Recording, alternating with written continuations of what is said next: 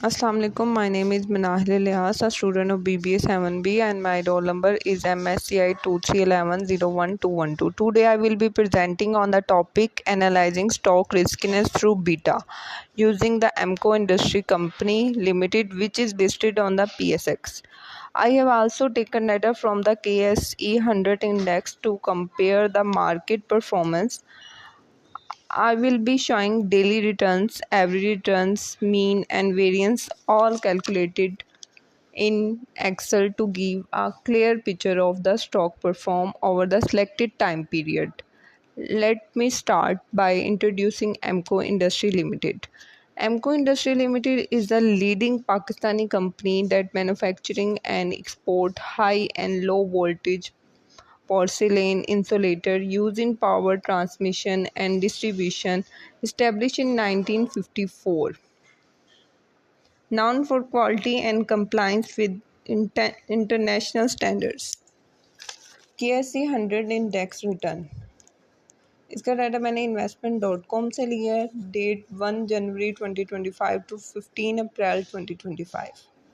इसकी daily price का data मैंने 1 जनवरी से 15 अप्रैल तक लिया है। तो इसका रिटर्न निकालने के लिए जो फार्मूला यूज़ होगा वो होगा ending value minus beginning value divide by beginning value.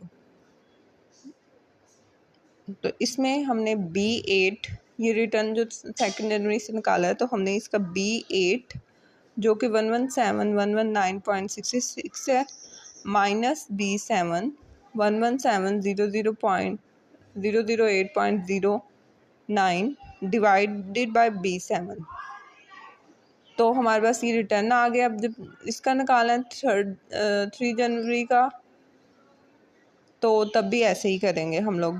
B9 117586.98 minus B8 117,119.6 divided by B8, ये फार्मूला है इसका। Ending value minus beginning value plus cash flow या dividend divide by beginning value. तो ये हमारे पास रिटर्न्स आ गए। रिटर्न्स का हम लोगों ने लेना है सम लेने के बाद इनको डिवाइड कर देना है नंबर ऑफ ऑब्जर्वेशन पर, तो हमारे पास आ जाएगा ERM यानी मीन आ जाएगा इनका। उसके बाद हमने RM यानी कि ये रिटर्न और माइनस ERM करना है, तो ये वाले कॉलम्स की अमाउंट्स आ जाएंगी। ये वाला रिटर्न लेंगे और इसको माइनस कर देंगे हम इसके साथ ERM के साथ।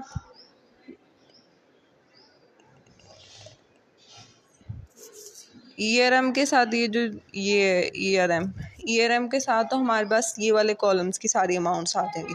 उसके बाद इस कॉलम को हम लोग पार्ट 2 करेंगे, तो हमारे पास इस कॉलम के अमाउंट्स आ देंगी।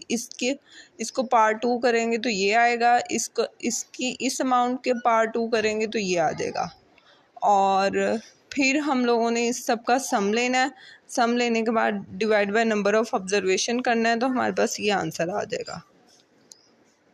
उसके बाद हम लोगों ने एमको इंडस्ट्री लिमिटेड, ये हमारे पास वेरिएंस आया है इसका। उसके बाद हमने एमको इंडस्ट्री लिमिटेड का जो मैंने डाटा लिया वो मैंने पाकिस्तान स्टॉक एक्सचेंज से लिया है। इसकी भी 1 जनवरी से लेकर 15 अप्रैल 2025 तक इसकी ये सारी प्राइस हैं। और इस दौरान इस कंपनी ने कोई डिविडेंड नहीं दिया, तो डिविडेंड ज़ीरो है। तो इसका रिटर्न भी ऐसे निकलेगा, ending value minus beginning value divide by beginning value. तो इसमें जो एंडिंग वैल्यू है वो है 32 माइनस 31 डिवाइडेड बाय 31, तो हमारे पास ये रिटर्न आ जाएगा। जब सेकंड का निकालेंगे तब भी ऐसे करेंगे, ending value minus beginning value divide by beginning value. उसके बाद ये सारे रिटर्न्स आ जाएंगे। रिटर्न्स का सम लेंगे, सम लेने के बाद डिवाइडेड बाय 2 करेंगे, तो हमारे पास ये आ जाएगा ERI। उसके बाद RI माइनस ERI का कर देंगे हम लोग। ये RI है, और जो हमने इस सब का सम लेके divide by number of observation करके ERI निकाला था, तो उसके साथ माइनस करते जाएंगे, तो ये कॉलम्स की सारी अमाउंट्स आ जाएंगी। इस कॉलम्स के अमाउंट्स को आने के बाद हम लोगों ने जो हमारे पास RI माइनस ERI है और RM